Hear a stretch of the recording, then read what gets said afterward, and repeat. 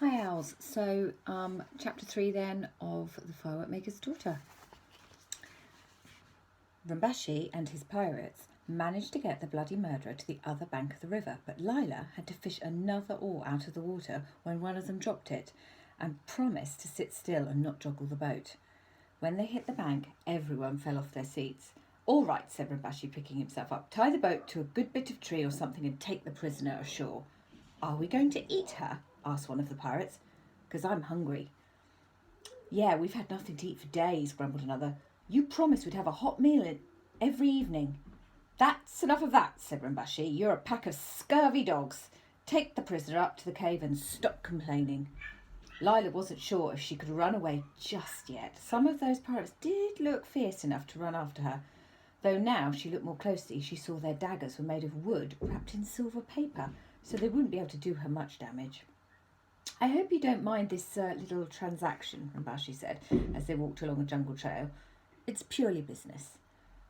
"Have you kidnapped me then?" asked Lila. "I'm afraid so. You're going to have to hand over all your money in a minute, and then we'll tie you up and hold you to ransom." "Have you done it before?" "Oh yes," he said, "lots of times." "And what happens when you don't get any money?" "Well, we eat you," said the hungry pirate. "Shh," said Rambashi, waving his hand vaguely. "You're not cannibals," said Lila. "We're blooming hungry," said the pirate. "Have you always been pirates?" "No," said Rambashi. "I used to keep hens, but they all died of melancholy. So I sold the business and bought the boat." "Oh no, shh, stop, don't move."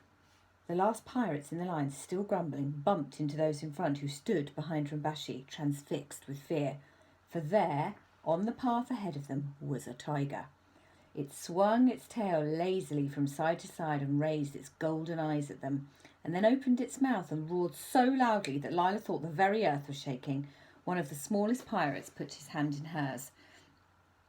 So there they stood, and the tiger was just gathering his strength to spring when Lila suddenly remembered her self-igniting crackle dragons. She took her hand back from the small pirate, reached into her bag and took out 3 she'd brought with her. "Mine," she said to Rambashi, and pulling the string of the first one, she threw the firework in front of the tiger. The mighty beast had never been so surprised in his life. First one, then another, then yet another crackle dragon snapped and flashed and sparked and leapt at him. There's a picture of the tiger being a bit frightened of the fireworks. And that was too much. With a whimper, the tiger turned and fled. The pirates cheered. "Magnificent!" cried Rambashi. "Congratulations! I was about to stab him to death, of course, but never mind." Lila wondered how he would have done that with his silver paper-covered knife, but she didn't say anything. "And of course," Rambashi went on, "this changes everything. We can't keep you hostage if you've just saved our lives. You'll have to be our guest instead. Stay with us overnight, why don't you?" "We've got no food," said someone. "What's she going to eat?" "We'll send Chang out to catch some fish," said Rambashi cheerfully, shaking his head at the protest that arose. No, fish is good for you. Go on, Chang, don't just stand there." "I can't," said Chang. "Look." They looked back at the riverbank. The bloody murderer was drifting away, with the painter drifting in the water. "Who tied it up?" said Rambashi. One of the pirates looked down and tried to rub a hole in the ground with his big toe. Said Rambashi. "Fine pirates you are. I hope you're ashamed. But never mind, I've got a better idea. Miss," he said to Lila, rubbing his hands. There was a bright gleam in his eye. "Can I interest you in a little investment?" "Well," Lila said, I ought to be getting on." "No, really, this is a much better idea than piracy," Rambashi said. "It came to me in a flash, just as I saw the boat floating away. I can't be cross with these fellows. They're like children, really. Yes, all my best ideas come in a flash, and this one's a corker. Can't fail." "Is there any food in it?" said a pirate sourly. "My dear boy, it's built on food. Just wait till you hear. I say, miss, just a little money, the safest investment you'll ever make." But Lila had walked away. As she went along the path, she could hear his voice behind her. "Now listen, boys. I know where we went wrong last time. I saw it in a flash. But this is an idea that'll suit your talents down to the ground. Look, let me draw you a picture." Lila would have liked to know what Rambashi's next plan was. but she was eager to hurry on. Mount Merapi was smoking and rumbling in the distance. She felt her heart lift when she saw it again, so powerful and dominating, and she thought, I belong to that mountain, and it belongs to me. And on she went, with no other thoughts in her mind but that, and excitement putting a spring in her step. Meanwhile, Chulak was getting ready to smuggle Hamlet out of his new home. The master had gone to bed early, groaning, but the slaves were still awake, and Chulak had to distract them.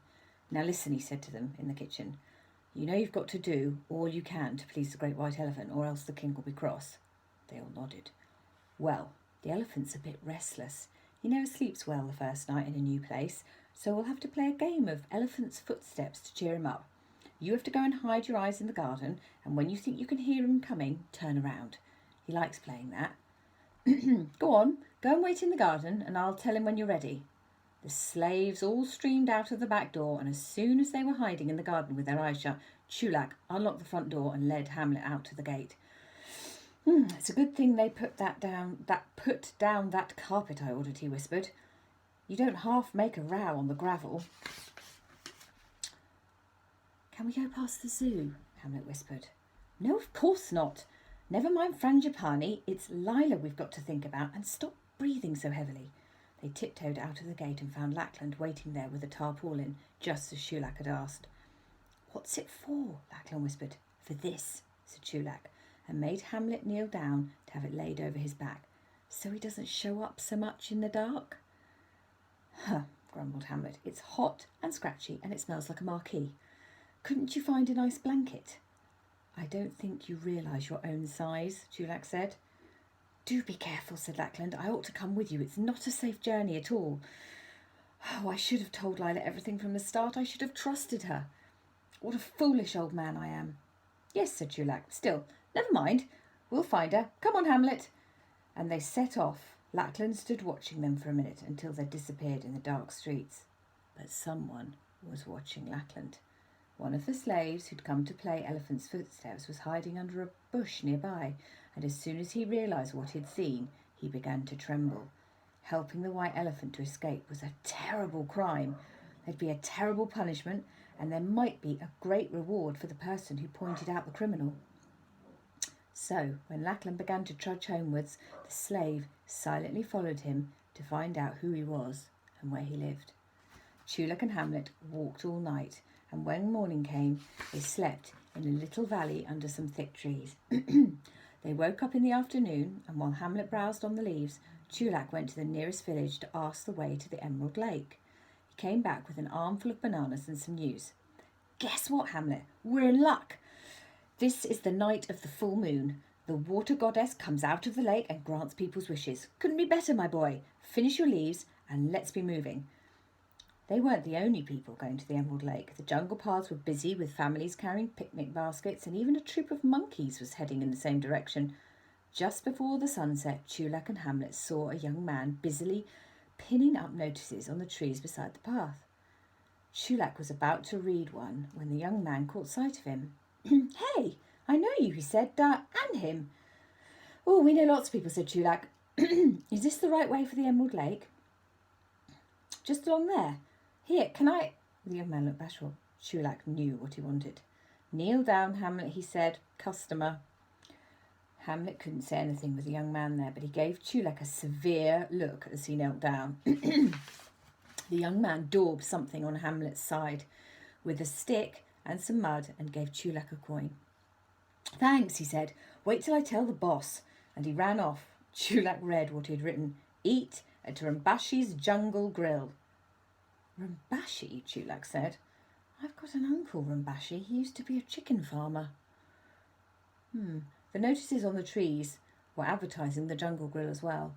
It was opening that very night, and there were meals at half price if you brought in a voucher from one of the notices.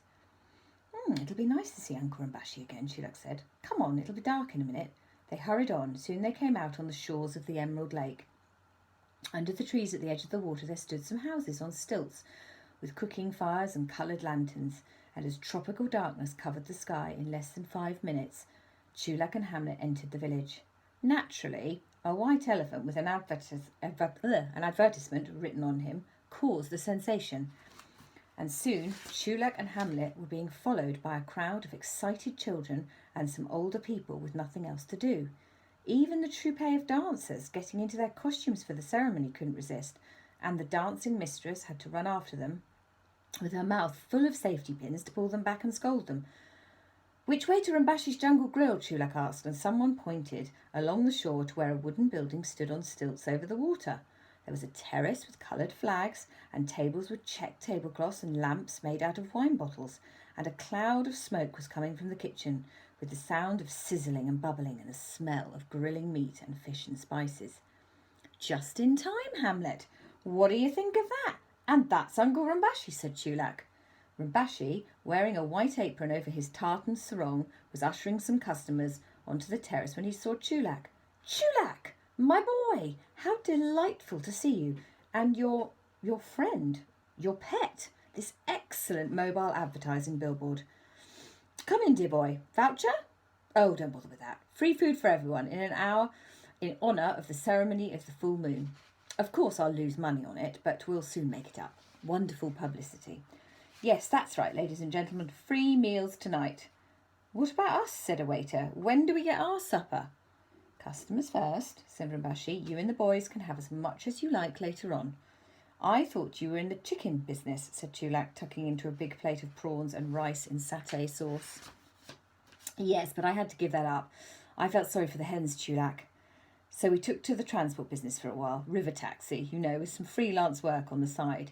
But then came the opportunity to invest in a restaurant trade, where my talents truly lie, Chulak.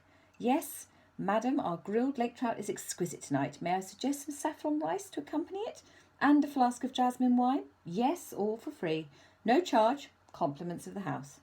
The Jungle Grill was certainly doing good business, or it would have been if Rambashi had been charging for it. "I hope he knows what he's doing, Hamlet," Chulak said, as the elephant browsed quietly on the banyan tree that overspread the terrace. "He reckons it'll be such good publicity that they'll come back when he starts charging. I'm not so sure. Still, the food's good. Smoky but tasty." Rambashi's cook was having trouble with the grill, which he kept having to throw water over when it got too hot. Clouds of smoke and steam kept billowing out, and the waiters rushed to and fro with full plates and dirty plates and flasks of wine and menus and coconuts full of ice cream. Meanwhile, the village elders were preparing the lake shore for the full moon ceremony. Chulak and Hamlet, full of supper, wandered along to have a look. The sand was swept and smoothed, lanterns were hung in the trees, and blossoms of all colours were scattered on the water. The path from the temple to the lake was crowded several deep on either side, and Chulak had to climb on Hamlet's back in order to see. Then the ceremony began. A great drum sounded 3 times, and an orchestra began to play. Gongs and xylophones and drums and cymbals and flutes. A line of dancers came out of the temple and swayed down the path towards the lake, their fingernails snapping and flicking like fireflies, and their golden skirts shimmering in the lantern light. The headman of the village struck a light and lit a scented candle in a paper boat, which he floated out onto the lake. The incense made the air sweet and rich. Very soon other paper boats were floating out to join it, and then a little child pointed at the treetops on the far side of the dark lake and said, "Moon!" The full moon was rising, and as it rose, the music rose too, the gongs and the xylophones and the cymbals all summoning the goddess from the lake. And then she was there, though no one had seen her arrive. It was as if she'd come when they were looking away, and when they looked back they saw her, though no one had really looked away. She was floating to the shore on a raft of water lilies, a beautiful lady in a robe the colour of the moon, with silver rings and amulets, and a necklace of jasmine flowers. One after another the villagers bowed to her and asked her help. This woman for a sick child, that man for a good harvest, these lovers for a blessing on their marriage. The goddess rebuked some for asking too much, though she never refused anyone in need. When they had all finished, and the goddess was about to depart, Chulak gathered his wits, shook his head because he was a little dazzled by her beauty, and he thrust his way to the water's edge and knelt down. "Goddess," he said, "please hear me too." But before the goddess could answer, hands took him roughly and hauled him away. "What are you doing, stranger?" "Away with him, defiling the lake." "Who is he? Who gave him permission? Stone him, turn him out." Chulak struggled. He could see Hamlet raising his trunk and shifting his feet. He knew the elephant was getting angry. "No," he cried, "listen, I've got a special request. Let me just ask the goddess." The high priest looked down, frowning. His face was shadowed and stern. "How dare you come to this sacred place," he said. "The goddess of the lake is not to be disturbed by your frivolous requests. Take him away. No, she shall not hear you. Be thankful we let you go with your life. Take him to the village boundary, and if he comes back, kill him." And that's the end of chapter 3.